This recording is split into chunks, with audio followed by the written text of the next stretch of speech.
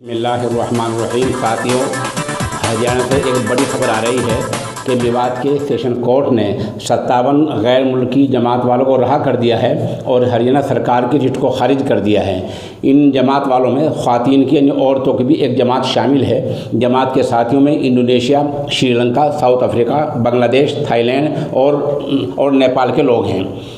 Session court ने हरियाणा सरकार की रिट को मुस्तरद करते हुए 57 गैर मुल्की जमात वालों को उनके मुल्क भेजने के अहकाम दिए हैं और निचली अदालत के फैसले को बरकरार रखा है।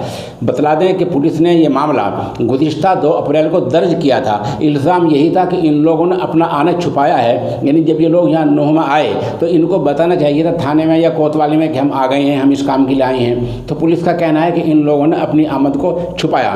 दूसरा इल्ज़ाम ये लगा कि कोरोना फैलाया है। तीसरा इल्ज़ाम ये लगाया कि सरकारी हिदायत की खिलाफ वर्जी है। पुलिस ने ऐसे झूठे सच्चे इल्ज़ामात लगाते हुए जमात वालों के खिलाफ 1 दर्जन दफ़ात धाराओं में मुकदमे दर्ज कर दिए और चालान कर दिया अदालत में।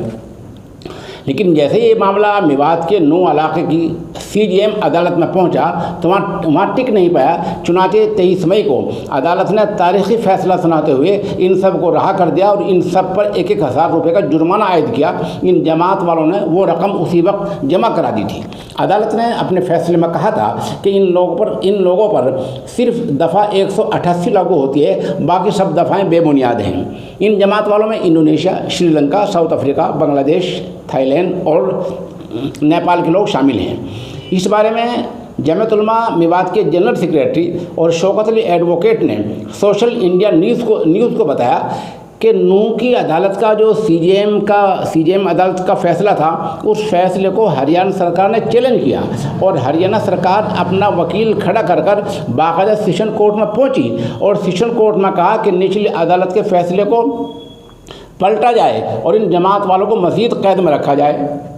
लेकिन सेशन कोर्ट ने भी हरियाणा सरकार के फैसले अर्जी को, हरियाणा सरकार की दरख्वास्त को, उसकी रिट को पूरी तरह खारिज कर दिया है और सेशन कोर्ट ने भी इन सब को रहा कर दिया है और इनको इनके मुल्क भेजने के अहकाम दिए हैं। दुआ कीजिए कि अल्लाह तबारक व तआला हर जगह अमन व अमान बाकी रखे। वमा अलैना इल्लल बलाग।